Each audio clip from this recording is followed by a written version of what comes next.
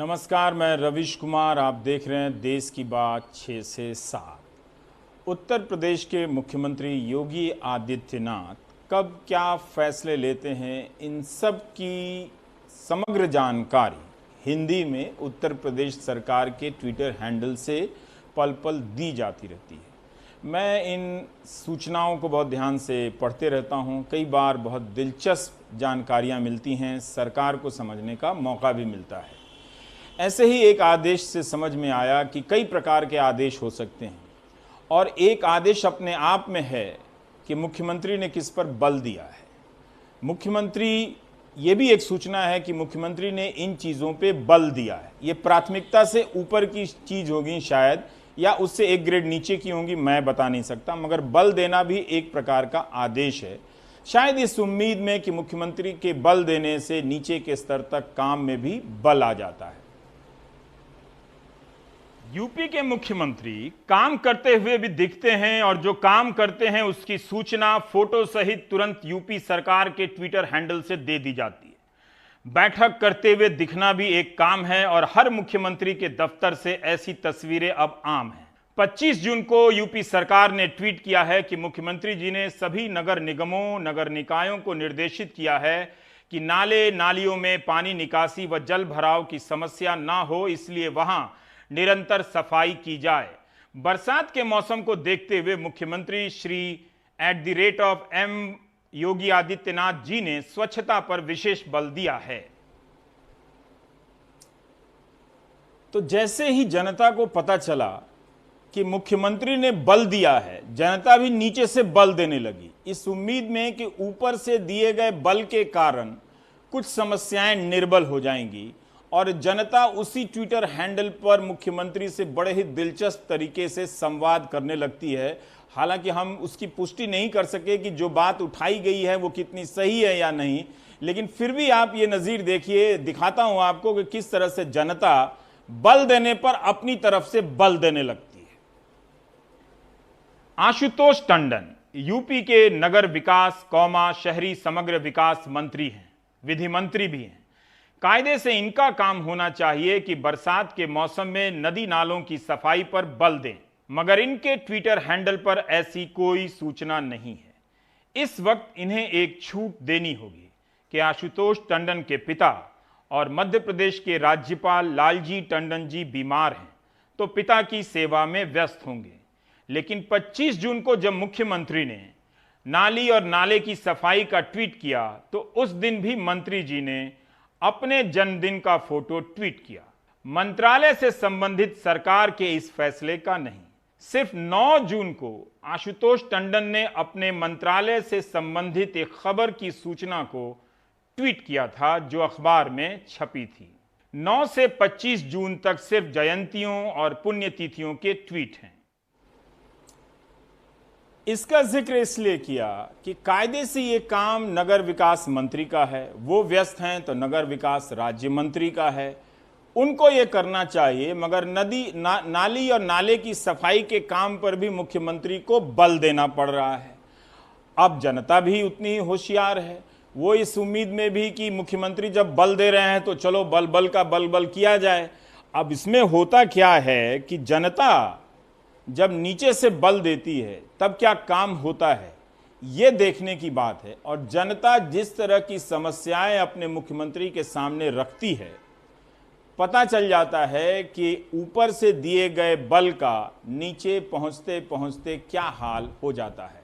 जनता की रिएक्शन दिखाता हूं।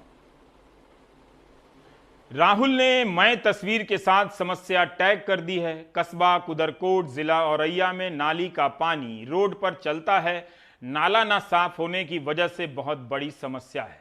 सचिन गुप्ता कुछ फोटो शेयर कर कहते हैं कि सीएम सर प्लीज हेल्प कीजिए, ये कॉलोनी की तरफ किसी का ध्यान नहीं है, लोग बहुत परेशान हैं, ना सड़क है ना सीवर नालियां, कोई यहां आना भी पसंद नहीं करता। आपसे बहुत एक्सपेक्टेशन है सर। अवंतिका फेज 2 गाजियाबाद। आशीष श्रीवास्तव भारतीय ट्वीट करते हैं कि श्रीमान, ट्रांसपोर्ट नगर मेट्रो के बगल से रास्ता है बदाली खेड़ा, जहां कोई पैदल तक नहीं चल सकता। रास्ता इतना खराब है कि कोई नया व्यक्ति कार नहीं निकाल पाता। विधायक, सांसद, पार्षद, महापौर तक सैकड़ों बार बात पहुंचाई गई। आपसे जनता की गुहार है कि मदद करें। अशोक कुमार सिंह ट्वीट करते हैं कि चंदन नगर गाजीपुर जिला नरक नगर बना हुआ है। नालियां और सड़कें बजबजा रही हैं। 2 वर्ष से लगातार जिला प्रशासन से लेकर मुख्यमंत्री जी तक को निवेदन किया गया है, लेकिन कुछ नहीं हुआ। नितिन प्रताप सिंह ट्वीट करते हैं कि महोदय, लेकिन कुछ अधिकारी अभी भी पुराने तरीके से अपना काम कर रहे हैं। नगरपालिका बुलंदशहर ईओ इसका उदाहरण है। उन्होंने 2 बार जन सुनवाई पोर्टल पर पंजीकृत एक ही समस्या के लिए गलत रिपोर्ट दी है, कोई कार्रवाई तक नहीं की जाती है। जन सुनवाई पोर्टल का अनुपालन भी ठीक से नहीं किया जाता है।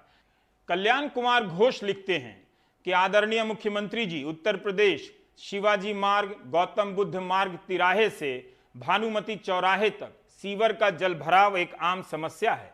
सरोजनी देवी धर्मशाला 2, शिवाजी मार्ग और मेसस विमल संस के बगल वाली गली में सीवर का जमा गंदा पानी लांग कर ही आ सकते हैं। निचली क्षेत्र के गरीब बासिंदों के घर के अंदर गंदा पानी घुसता है। लखनऊ नगर निगम के सफाई कर्मियों द्वारा सफाई की जाती है, लेकिन इस समस्या का निदान नहीं होता। आशा करता हूं इस घोर गंदगी की समस्या से हर क्षेत्र के लोगों को मुक्ति मिलेगी। क्षेत्र की इस गंदगी की जानकारी लखनऊ नगर निगम के अधिकारियों को है। इसी बीच सत्यदेव शुक्ल ट्वीट कर देते हैं कि निदेशक स्थानीय निकाय के मौखिक निर्देश के बाद भी नगरपालिका परिषद बस्ती के सफाई सहित सभी कर्मियों को धन उपलब्ध होने के बावजूद भी मई का वेतन नहीं मिला है। परिवार भुखमरी के कगार पर पहुंच गए हैं। कर्मचारी खाली पेट सड़क पर आने को मजबूर किए जा रहे हैं। प्रदेश अध्यक्ष NVKP यूपी नंबर भी दिया है। बंटी चौधरी ने भी ट्वीट कर दिया है कि अलीगढ़ के सांसद द्वारा किया गया विकास कार्य। यह कॉलोनी अलीगढ़ के सांसद के घर से मात्र 3 किलोमीटर दूरी पर है और सांसद विधायक के पास 4 से 6 बार शिकायत करने के बाद यह हाल है। दिनेश जी ने तो चैलेंज ही कर दिया है कि आपका स्वागत है, लोनी में एक बार आकर देखो हकीकत। हशमत अली लिखते हैं, यह शानदार है कि मुरारपुर गांव में अभी तक नाला ही नहीं बना है, सफाई कहां से होगी। MK सिंह ने आगरा से ट्वीट किया है कि आगरा में नाले नालियों की स्थिति बहुत खराब है। बरसात के समय जल भराव की समस्या बनी रहती है। बहुत ही दिलचस्प है जनता और मुख्यमंत्री के बीच संवाद की ये तस्वीरें। हम अन्य मुख्यमंत्रियों की भी समीक्षा करेंगे आने वाले दिनों में, लेकिन बहुत दिलचस्प तरीके से जनता कितने ही शालीन और आदरणीय तरीके से अपने मुख्यमंत्री को अपनी समस्याओं को लेकर संबोधित करती है, ये भी आप नोटिस कर सकते हैं। दूसरा, वो ये मान के चलती है कि मुख्यमंत्री को सही बात नहीं बताई जा रही है, उसके अधिकारी नहीं बताते हैं, इसलिए वो अपनी शिकायत में लोकेशन का बड़ा ख्याल रखती है। वो पते का विवरण इस तरह से बता रही है कि अगर रात अंधेरे भी मुख्यमंत्री हेलीकॉप्टर से आ जाए तो टॉर्च से वो इलाका देख सकते हैं। वो इतना एक्यूरेट, सटीक होने का प्रयास करती है। ये है जनता जो किस तरह से अपने मुख्यमंत्री से संवाद करती है, आप देख सकते हैं, और कैसी समस्याएं हमारे अधिकारियों की बदौलत बनी रहती हैं, आप देख सकते हैं। इसके अलावा उत्तर प्रदेश में आज एक और बड़ी घटना हुई कि प्रधानमंत्री ने उत्तर प्रदेश आत्मनिर्भर रोजगार योजना लॉन्च किया। और इस योजना से पहले भी यूपी में कई रोजगार की योजनाएं चल रही हैं, जैसे सरकारी भर्तियों के न जाने कितने अनुदेशक, शिक्षा मित्र 12,460 शिक्षक, फिर ग्राम विकास अधिकारी, फिर 69,000 शिक्षक। इन सब भर्तियों के जो परीक्षार्थी हैं वो दिन रात ट्रेंड कराते रहते हैं। मुख्यमंत्री अगर कोई भी आदेश लिखते हैं तो उसमें जाकर कोई रोजगार वाला लिख देता है।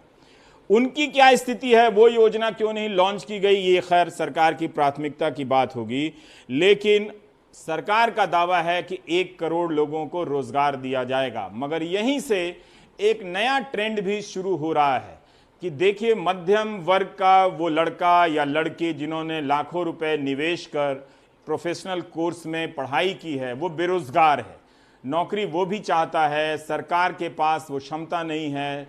तो अब उस मुद्दे को हटाकर सरकार हर प्रोजेक्ट में कितने लेबर काम कर रहे हैं, कितने मजदूर काम कर रहे हैं, कितने फिटर काम कर रहे हैं, उनको गिनकर रोजगार के आंकड़े बता रही है। ये एक बहुत बड़ा रोजगार की पॉलिटिक्स में आने वाला चेंज है। ये वही तबका है जिसे सीधे उसके खाते में पैसा भी सरकार देती है। तो एक तरह से सरकार अब इस तबके के माई बाप के रूप में बनकर उभर रही है, उसका पूरा ख्याल रखने का प्रयास कर रही है। क्या 1 करोड़ लोगों को रोजगार दिया गया, इन दावों की सत्यता तो हम नहीं जांच सकते, ना हमारी क्षमता है। कहीं कहीं से खबरें आती रहती है, वो हम कमाल खान से बात करेंगे।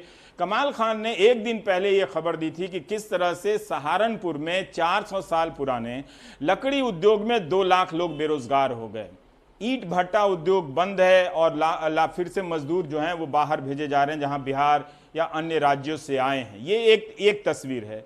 अब आप कमाल से हम ये जानना चाहते हैं कि आज मुख्यमंत्री ने एक बात कही है कमाल, कि 1.25 लाख लोगों को नियुक्ति पत्र दिया जाएगा। जो ट्वीट किया गया है मुख्यमंत्री की तरफ से कि आत्मनिर्भर भारत पैकेज के अंतर्गत निजी इकाइयों द्वारा 1,25,000 कामगारों को नियुक्ति पत्र वितरण किया जाएगा। ये नए काम का जनरेशन या उत्पादन कहां से हो गया, इसकी क्या सत्यता है? दूसरा ये भी बताएं कि 1 करोड़ रोजगार क्या दे दिए गए हैं, किस किस प्रकार के रोजगार हैं, क्या इसकी जानकारी है? इन सब बातों के बारे में कमाल। देखिए, ऐसा है कि बेरोजगारी उत्तर प्रदेश में पहले से बहुत ज़्यादा बढ़ी है। जो एम्प्लॉयमेंट एक्सचेंज में जो रजिस्टर्ड बेरोजगार हैं वो 2017 के दिसंबर में वो 17,96,000 कुछ थे, और 7 फरवरी 2020 को 33,93,000 यानी 34 लाख के आसपास तकरीबन 3 गुना हो गए हैं। ये वो हैं जो अपना रजिस्ट्रेशन कराते हैं रोजगार के दफ्तर में ऑनलाइन। ये वो लोग हैं। और ये आंकड़ा विधानसभा में किसी सवाल के जवाब में श्रम मंत्री ने 2017 में भी दिया था और 2019-20 में भी ये उनका आंकड़ा है। अभी तकरीबन 35 लाख प्रवासी लोग आ गए हैं, तो ये तादाद बहुत ज़्यादा बढ़ गई है। बड़े पैमाने पे ऐसे लोग होते हैं जो रोजगार दफ्तर में रजिस्ट्रेशन नहीं कराते हैं, उनको भी अगर जोड़ लें तो ये तादाद बहुत ज़्यादा है। इस दौर में बहुत सारे लोगों की नौकरियां चली गई हैं, बहुत सारे काम धंधे भी बंद हो गए हैं। बहुत सारे छोटे दफ्तर, startup, travel agencies, tour operator, उनके यहाँ काम धंधा बंद हो गया है। बहुत सारे हजारों की तादाद में रेस्टोरेंट्स जो हैं वो अभी चल नहीं पाए हैं, तो उनके यहाँ काम करने वाले वेटर या दूसरे कर्मचारी वो सब बेरोजगार हो गए हैं। ये सारा कोरोना के बाद लॉकडाउन का असर है, जिसके कारण ये सब हुआ है। सरकार कह रही है कि हम 3 तरीके से रोजगार देने की कोशिश करेंगे। एक, आत्मनिर्भर भारत रोजगार योजना जो भारत सरकार ने बनाई है उसके तहत देंगे। दूसरा, वो कह रहे हैं कि जो मीडियम और स्मॉल स्केल इंडस्ट्रीज हैं उनके साथ में सरकार MOU कर रही है। वो कह रहे हैं कि हम उनके साथ पैक्ट कर रहे हैं, उनको सरकार रोजगार में कुछ एस्टैब्लिश करने में सुविधाएं देगी, उसके बदले में वो कहेगी कि बेरोजगार लोगों को इतनी संख्या में आपको नौकरी देनी है, ऐसा सरकार का कहना है। तीसरा, वो कह रहे हैं कि जो रोजगार देंगे वो आदमी आत्मनिर्भर बने, खुद अपना सेल्फ एम्प्लॉयड लोगों के लिए या जो अपना रोजगार स्थापित करना चाहते हैं उनके लिए बैंकों से या दूसरे फाइनेंस करने वाली एजेंसीज से लोन दिला करके उनको रोजगार दिया जाएगा। अभी गांवों में क्या हो रहा है कि अभी एक सूची बनाई जा रही है पूरे उत्तर प्रदेश में कि जितने लोग बाहर से आए हैं उनमें कितने लोग क्या काम जानते हैं, तो उनका नाम, पता, उम्र के साथ ये वर्गीकरण किया जा रहा है कि कौन फिटर का काम जानता है, कौन मोबाइल बनाना जानता है, कौन इलेक्ट्रीशियन है, दर्जी है, या अनस्किल्ड लेबर है, सिर्फ जो फावड़ा चला सकता है मनरेगा में, उनकी लिस्ट बनाई जा रही है। तो अब सरकार ये कह रही है कि ये जो 3 तरीके हैं इससे हम लोगों को रोजगार देंगे, ये कह रहे हैं वो। जी, बहुत बहुत शुक्रिया कमाल ये जानकारी देने के लिए। आने वाले दिनों में ये इन जानकारियों की और समीक्षा होगी, पर सकारात्मक बात यह है कि योगी सरकार रोजगार के क्षेत्र में कुछ कर रही है। भले ही वो हमारी नज़र से अधूरा हो, कम हो, अपर्याप्त हो, लेकिन वो अपने आप को समीक्षा के लिए प्रस्तुत कर रही है। यानी जब वो अपनी योजना बना दे रही है तो कम से कम हम समीक्षा कर सकते हैं कि उसकी रोजगार की योजनाओं में कितनी कमियां हैं। ये इस वक्त जब बेरोजगारी को लेकर, रोजगार को लेकर कोई बात नहीं कर रहा है, ये एक बड़ी पहल है। तो जिस तरह से जनता अपने मुख्यमंत्री को नाली कहाँ है उसकी सटीक लोकेशन बता रही है, मैंने भी 2 ट्वीट से कुछ विसंगतियां ढूंढी हैं या नहीं, ये सरकार देखकर बताएगी। सरकार कई बार ये ट्वीट करती है, रोज सुबह एक इससे मिलता जुलता ट्वीट आ जाता है, करीब करीब रोज सुबह ही, कि निर्माण कार्य से जुड़े 18,13,000 श्रमिक हैं, इन्हें 1,000 रुपया दिया गया है, 2 किश्तों में पैसा दे दिया गया है। अब आज जो ट्वीट किया गया है कि सरकार ने, जिसका जिक्र का कमाल ने किया, कि स्किल मैपिंग करा रही है कि किस किस पेशे के लोग ज्यादा हैं, तो इसमें 62,600 टेलरिंग करने वाले लोग हैं। इस तरह का डेटा अब सरकार के पास है। लेकिन मैं बात विसंगतियों की कर रहा हूं कि सरकार जो नए स्किल मैपिंग के ट्वीट में कहती है कि 24,75,000 लोग जो हैं वो कृषि, कंस्ट्रक्शन और रियल एस्टेट से जुड़े हुए हैं, ये स्किल मैपिंग से पता चला है। और सरकार पहले कह चुकी है कि 18 लाख लोग निर्माण क्षेत्र से जुड़े हुए, जिनके खाते में 1,000 रुपया 2 बार दिया जा चुका है। तो ये कंस्ट्रक्शन, रियल एस्टेट और खेती के मजदूर मिलाकर 24,75,000 ही हैं। मुझे लगता है और सटीक सफाई की जरूरत है सरकार की तरफ से। अब आपको ले चलते हैं फरीदाबाद। फरीदाबाद में 18,000 छोटे बड़े उद्योग धंधे हैं वहां पर, और वहां पे बहुत लोगों की नौकरियां जा रही हैं। एक कंपनी ने तो उन लोगों को भी निकाल दिया जिनके हाथ पांव कट गए, खराब हो गए काम करते करते। रवीश रंजन शुक्ल की ये रिपोर्ट देखिए। मैं इस वक्त फरीदाबाद में मौजूद हूं और यहां पर 18,000 से ज़्यादा छोटे और बड़े उद्योग लगे हैं जिनमें लाखों मजदूर काम करते हैं, लेकिन लॉकडाउन के चलते तमाम सारे मजदूरों की नौकरियां चली गई। ये आप देख सकते हैं कि मेरे ठीक पीछे ऐसे लोग हैं जिनके हाथों की उंगलियां कट गई, उनके पंजे कट गए और ये विकलांग हो गए कंपनी का काम करते करते। लेकिन अब लॉकडाउन के दौरान कंपनियों ने इन्हें बाहर का रास्ता दिखा दिया। ये आप देखिए प्रेम सागर का जो हाथ है उसमें 8 उंगलियां कट चुकी हैं। और प्रेम सागर जब 18 साल के थे तब उन्होंने कंपनी में काम किया था और 18 साल की उम्र में 8 उंगलियां कट गई थी और अब इनको इनकी जो नौकरी है वो इनको बाहर का रास्ता दिखा दिया गया। आपकी नौकरी चली गई है। अब क्या काम करेंगे आप? सर मैं तो कोई भी काम नहीं कर सकता हूँ, विकलांग आदमी हूँ। कोई कंपनियाँ, कोई वर्कशॉप हमें भर्ती नहीं ले सकती है। मैं तो रोड पे बैठा हुआ हूँ और मैं गुजारिश करता हूँ आप लोगों के माध्यम से कि हमें हमारा हक और हमें शरण दिलवाइए। अच्छा, जब हाथ आपका कटा था तो आपको कुछ मुआवजा मिला था? कुछ नहीं मिला जी। अच्छा, क्यों नहीं मिला? मिला नहीं कि जब नौकरी मिलेगी तो पैसा नहीं मिलेगा, पैसा मिलेगा तो नौकरी नहीं देंगे। तो मुझे नौकरी चाहिए, मैं क्या कर सकता हूँ। अच्छा, 50,000 रुपये दे रहे थे, जब 50,000 से क्या हो रहा है सर? 50,000 तो एक दिन में खर्च हो जाते। हाँ। मैंने कि नौकरी चाहिए जी मेरे को, मेरे भी बच्चे हैं, माँ बाप हैं। हाँ। तो मैंने अपने गुजारा चलता रहेगा। हाँ। अब ये लॉकडाउन के बहाने लगा के बाहर कर दिया। कितने लोग होंगे जगदीश जी जिनको बाहर किया होगा? कितने लोगों के ऐसे हाथ कटे हुए हैं? ये अब 23 आदमी है। ये 23 आदमियों के हाथ कट चुके हैं कंपनी का काम करते करते। हाँ जी, सबको बाहर कर दिया। हाँ जी, सबको बाहर कर दिया। टोटल 62 आदमी है। टोटल 62 है। टोटल 62 आदमियों को बाहर किया। इसमें 23 आदमी का। तो जगदीश जी, आपकी एक भी आपकी उंगलियां जो है वो सीधी नहीं होती हैं। नहीं होती है। आपकी उम्र 57 साल है। हाँ जी। जिम्मेदारी तो अभी परिवार की होगी। जिम्मेदारी तो अभी है जी, अभी एक बच्ची उनकी और रह रही है ना। अच्छा, शादी करने के हाँ लिए। जी, अभी इस उम्र में कौन रखेगा मेरे को? ये आप देखिए जगदीश जी 57 साल की उम्र में अब इनको बाहर कर दिया गया है। आपकी भी उंगली जो है 4 उंगलियां कट चुकी हैं। घर में कौन कौन है? कैसे अब खर्चा चलेगा आपका? मेरे घर में 2 लड़की है, एक बीवी है और मैं हूँ। अच्छा। मम्मी पापा गुजर गए हैं, अभी 2019 में गुजरे हुए हैं पापा, यही फरीदाबाद में।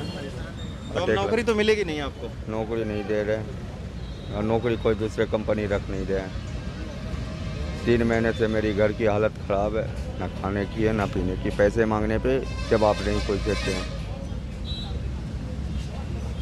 तो ये आप देखिए, जिस कंपनी के लिए खून पसीना एक करके अपने हाथों की उंगलियां कटवा के उस कंपनी को इन्होंने अपनी मेहनत से सींचा। आज लॉकडाउन के दौरान उसी कंपनी ने इनको बाहर का रास्ता दिखा दिया है। फरीदाबाद से रवीश रंजन शुक्ला, एनडीटीवी इंडिया। बहुत मेहनत से रवीश ने ये स्टोरी की है। आप दर्शकों को भी देखने के बारे में सोचना समझना होगा।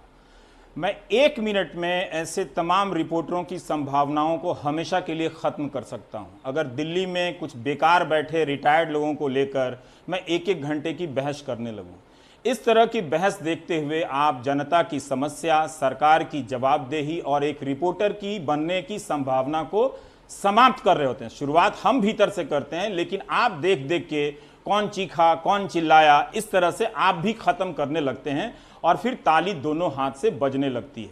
अब जो पहले जो जानकारी मैंने दी उसी को जुटाने में कई घंटे लग गए, तब जाकर दिया गया। तो इसलिए ऐसे कार्यक्रमों का एक अपना महत्व है कि कोई खड़ा होकर बताए। और 2018 जुलाई में जो स्टैंडिंग कमेटी कॉमर्स की रिपोर्ट आई थी नरेश गुजराल की, वो पढ़कर बताए कि सरकार ने अब तक ऐसी नीतियां बनाई कि चीन से आने वाला सस्ता माल यहां आता रहे और यहां के उद्योग धंधों पर एक वो प्रतिस्पर्धा में पिछड़ते चले जाएं। पढ़ के बता रहा हूं सारा, इसमें मेहनत है। ये मेहनत, मैं एंकर हूं, मैं बता रहा हूं आपको। अगर मैं 4 फालतू लोगों को लेकर डिबेट करूं तो मेरे कपड़े भी गंदे नहीं होते हैं, कोई थकान नहीं होती है, बाल केवल ठीक करना होता है। आप बताइए ये हुआ, प्रोग्राम खत्म हो गया और आप हिंदू मुस्लिम में चले गए, सत्यानाश कर दिया पूरा समाज का आप लोगों ने। तो खैर 2018 जुलाई में ये रिपोर्ट कहती है कि 2007 और 8 में चीन और भारत का द्विपक्षीय व्यापार जो था 38 अरब डॉलर का था, जो 10 साल में 89.6 अरब डॉलर का हो गया। 50 अरब डॉलर की वृद्धि हो गई। जुलाई 2018 में इस रिपोर्ट में लिखा हुआ था कि नेशनल सोलर मिशन के तहत जो चीजें चीन से आयातित की जा रही हैं वो 84% हैं। चीन सस्ता माल इंडिया में डंप कर रहा है, इस पर एंटी डंपिंग शुल्क लगाइए। लेकिन 2 साल से इस बारे में कुछ भी नहीं कहा गया। अब बिजली मंत्री ने जब देखा कि माहौल अच्छा हो गया है, चाइना चल रहा है, तो इसमें उन्होंने प्रस्ताव वित्त मंत्रालय को भेज दिया है कि सोलर पैनल के 2-3 चीजों पे आयात शुल्क बढ़ा दिए जाएं। ये बताने के लिए काफी पढ़ना पड़ता है। कुछ देश, जिसमें चीन भी है, बहुत कम दाम पर यहां पर डंपिंग कर रहा था। अपने ये हमारे इंडस्ट्री को ये मेक इन इंडिया को हार्म करने के लिए बहुत कम दाम पर सब्सिडी ऊपर देकर के यहाँ कम दाम पर मॉड्यूल्स और सेल्स वगैरह का डंपिंग कर रहा था। उसको रोकने के लिए हमने एंटी डंपिंग ड्यूटी और सेफगार्ड ड्यूटी लगाई और वो अब एंटी डंपिंग ड्यूटी और सेफगार्ड ड्यूटी 29 जुलाई को समाप्त हो रहा है। उसके बाद 1 अगस्त से हमने रिक्वेस्ट किया है वित्त मंत्री जी को, वित्त मंत्रालय को, कि 1 अगस्त से कस्टम्स ड्यूटी हम लगाएंगे। तो पहले साल 1 अगस्त को हम जो कस्टम्स ड्यूटी लगाएंगे वो पहले साल में 25% होगा सोलर मॉड्यूल पर और सेल पर 15% होगा। तो अब ये एंटी डंपिंग शुल्क का प्रस्ताव भेजा गया। क्या सरकार इस पर कदम बढ़ाएगी? अभी तक कहां थी सरकार? अभी तक क्यों सोलर पैनल आने के लिए चीन का सस्ता माल यहां आ रहा था? क्या अब तक जो नुकसान हुआ उसके लिए कोई और जिम्मेदार है? खैर छोड़िए ये सब। उत्तर प्रदेश में समाजवादी पार्टी के जो कार्यकर्ता हैं, कभी कभी जो प्रदर्शन करते हैं, अब जब कर ही रहे हैं तो उनको लेकर सरकार इतनी सख्त क्यों हो गई है?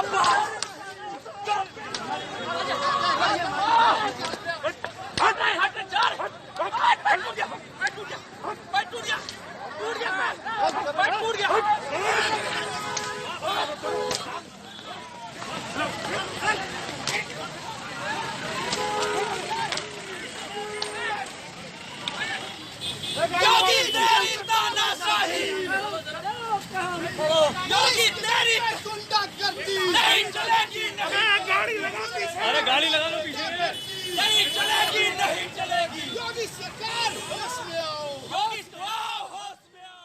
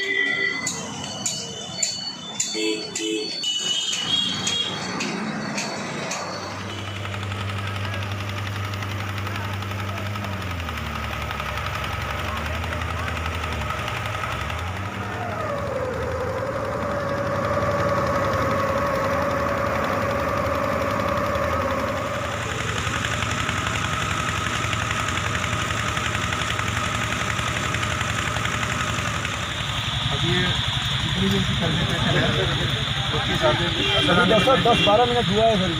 ये पेड़ पे डाला होगा ना सर। इस पेड़ में भी स्प्रे हुआ सर। इस पेड़ में स्प्रे हुआ इसलिए नीचे गिरी सर।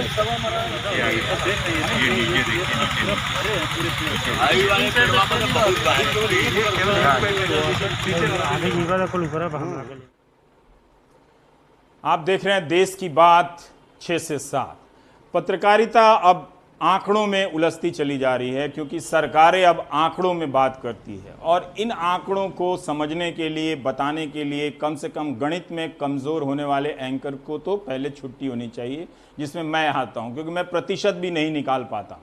अब आप देखिए कि उत्तर प्रदेश की आबादी 23 करोड़ है, लेकिन मुख्यमंत्री कह रहे हैं इस ट्वीट में, जो अविनीश अवस्थी का जो ट्वीट है एसीएस गृह व सूचना, कि मनरेगा के तहत प्रदेश में 57,12,975 श्रमिकों को रोजगार मिला है, जो वर्तमान में सर्वाधिक है।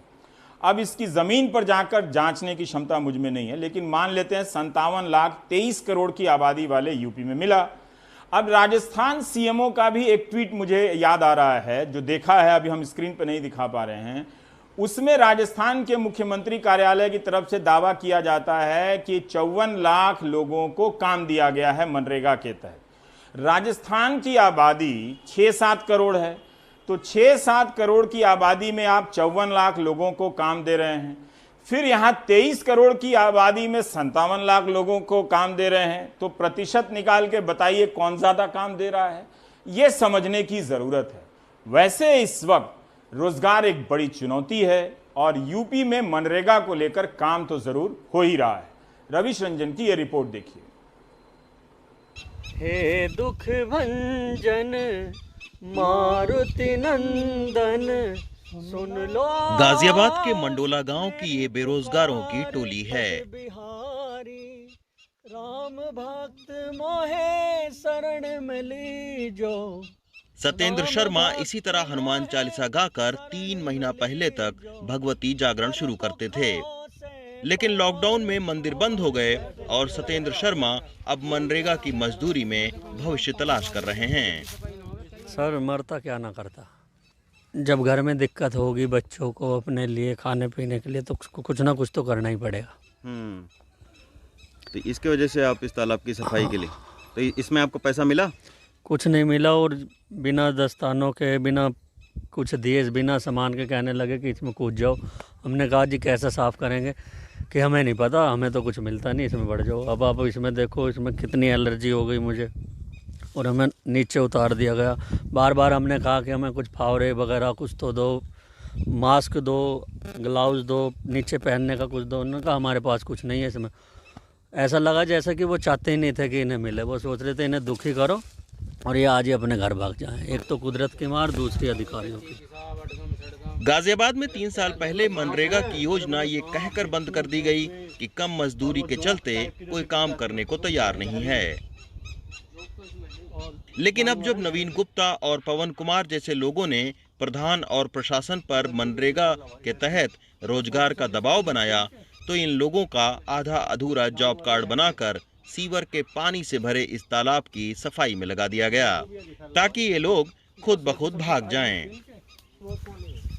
वेबसाइट पे गए, हमने उस पे देखा कि मनरेगा के तहत 202 रुपये सरकार दे रही है और रोजगार दे रही है। अच्छा। ऐसे बुरे समय में 202 रुपये का सहारा भी सरकार का हमें अच्छा लगा।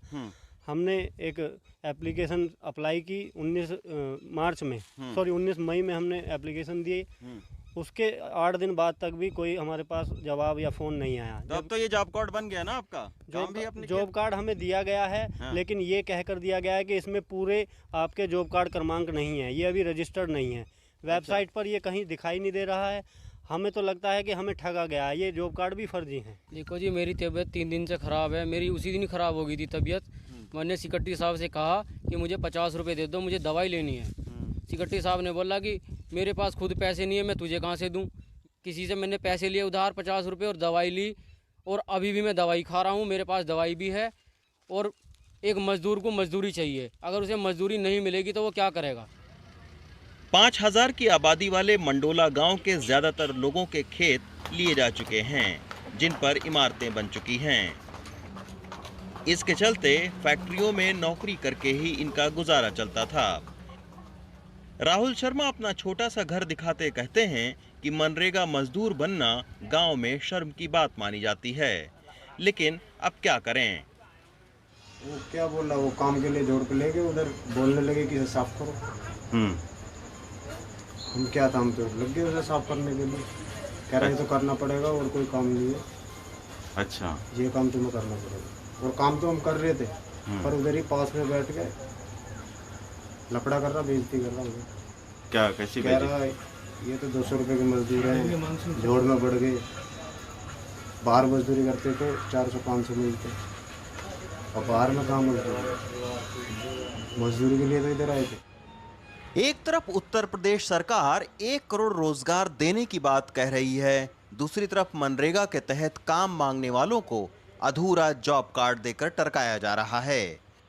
हमने जब मनरेगा की साइट पर देखा तो फिलहाल गाजियाबाद में मनरेगा के काम की मांग शून्य दर्शा रहा है, जबकि मंडोला के अलावा एक दूसरे गांव खिंडौरा के लोगों ने भी मनरेगा शुरू करने की मांग की है। पहले रंग पुताई का काम करते थे और अब हम किसी काम ना मिलने कारण बेरोजगार हैं। अतः आपसे निवेदन है कि हमें मनरेगा का कार्य देने की कृपा करें। बढ़ती बेरोजगारी के चलते अब गाजियाबाद और गौतम बुद्ध नगर जैसे औद्योगिक और विकसित शहरों में मनरेगा के काम की मांग आ रही है, जबकि यहां सालों से मनरेगा योजना की डिमांड ना के बराबर थी। गाजियाबाद और नोएडा की ऊंची और चमकदार इमारतों के नीचे अब बेरोजगारी का अंधेरा धीरे धीरे बढ़ रहा है। हालांकि केंद्र सरकार ने इससे निपटने के लिए मनरेगा का बजट बढ़ाकर 1 लाख करोड़ रुपए कर दिया है, लेकिन उसके बावजूद जब तक स्थानीय लेवल पर इस योजना को पारदर्शी और असरदार तरीके से लागू नहीं किया जाएगा, तब तक किसान मजदूरों को इसका पूरा फायदा नहीं मिल पाएगा। गाजियाबाद से रवीश रंजन शुक्ला, एनडीटीवी इंडिया। कितनी मेहनत और लगन से ये रिपोर्ट तैयार की गई है, इसका महत्व आप समझिए। आप उन डिबेट शो को देख देख के आपके देखने का तरीका, संस्कार सब टीवी वालों ने बिगाड़ दिया है। इस तरह की पत्रकारिता की ज़रूरत है, आपको सपोर्ट करने की ज़रूरत है। जब भी डिबेट शो आए बंद करके घर में बैठ जाइए। मैं टीवी पे बोल रहा हूँ। ब्रेक के बाद बताएंगे कि मध्य प्रदेश में विधानसभा का सत्र होने जा रहा है। अनुराग द्वारी बताएंगे कि सत्र का संयोजन ही इस तरह से किया गया है कि जनता की आवाज़ वहाँ पर कम से कम उठे और आवाज़ उठाने का दबाव हम पर इतना बढ़ जाए कि हमारी ही आवाज़ चली जाए। ब्रेक के बाद आते हैं, बताते हैं।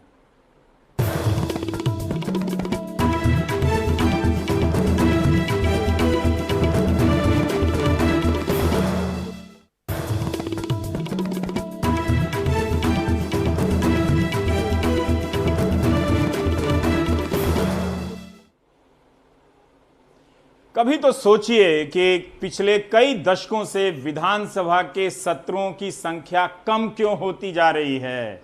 सोचिए सोचिए सोचिए। अनुराग द्वारी की ये स्टोरी देखिए। कोरोना से लड़ने की तैयारी, मजदूरों की समस्या, ऐसे कई मुद्दे थे जिस पर आप चाहते होंगे कि हुक्मरान जवाब दें, लेकिन मध्य प्रदेश में विधायकों को इस पर सीधा जवाब शायद ही मिले।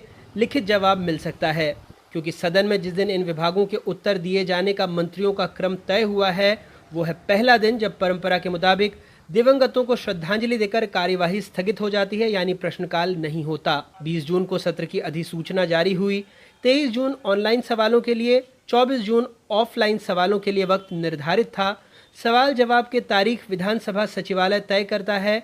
सदन की बैठक 5 दिन की है, इसलिए विभागों को 5 वर्गों में बांटा गया, यानी एक विभाग के उत्तर के लिए सिर्फ एक ही दिन निर्धारित हुआ और गृह, लोक स्वास्थ्य, पंचायत, ग्रामीण विकास के लिए पहला दिन ही तय हो गया। देखिए, हमें जवाब देने में ना दिक्कत है, ना हम विधानसभा के सत्र से बचना चाहते हैं, पर जवाब तो कांग्रेस को देना पड़ेगा कि 15 महीने में मध्य प्रदेश का बेड़ा गर्क क्यों कर दिया।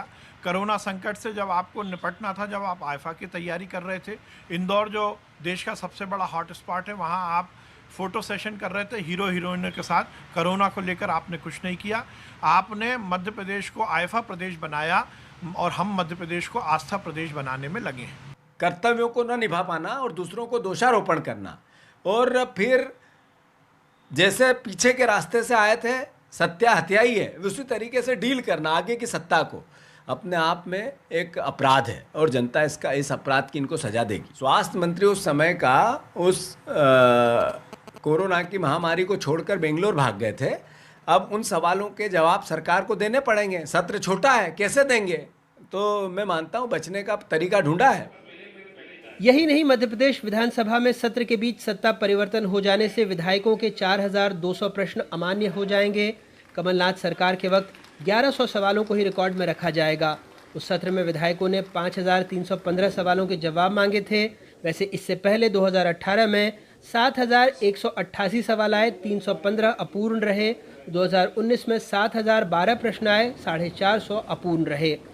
दरअसल सत्र की अधिसूचना के साथ विधायक लिखित सवाल विधानसभा सचिवालय को देते हैं।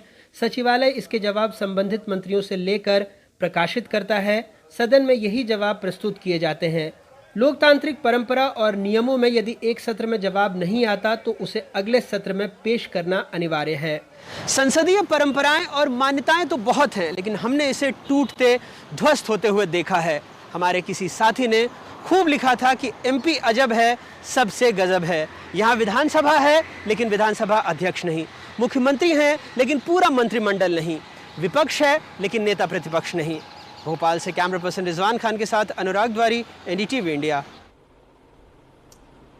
एक डिबेट शो 1 घंटे का ऐसे कितने बेहतरीन रिपोर्टर की संभावना को समाप्त कर देता है, आप समझ नहीं पाएंगे।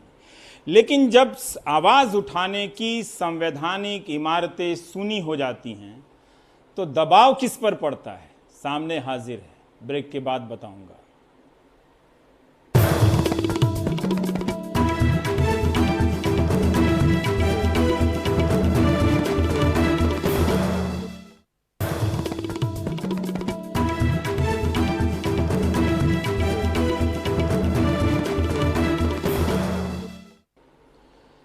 सिस्टम की ना सुनवाई ने और ना इंसाफी ने जनता के बीच अलग अलग प्रकार के ऐसे वर्ग पैदा कर दिए हैं जो अपनी आवाज उठवाने के लिए दरबदर है। वो ढूंढ रही है अखबार के दफ्तर से टीवी के दफ्तर में, टीवी के दफ्तर से ट्विटर के ट्रेंड पर, फिर लौटकर मेरे पास भी आ जाती है, कहीं और भी जाती होगी कि आवाज उठा दीजिए। तो ऐसे आवाज उठवाने वाली जनता से मैं भी पूछता हूं कि जब दूसरे वर्ग की आवाज उठाता हूं तो क्या आप उस आवाज को सुनते हैं या हिंदू मुस्लिम वाला डिबेट देखते हैं और जब समस्या में फंसते हैं तब याद मुझे करते हैं? तो लीजिए, मैं इनकी आवाज उठा दे रहा हूं, आवाज जो उठवाना चाहते हैं।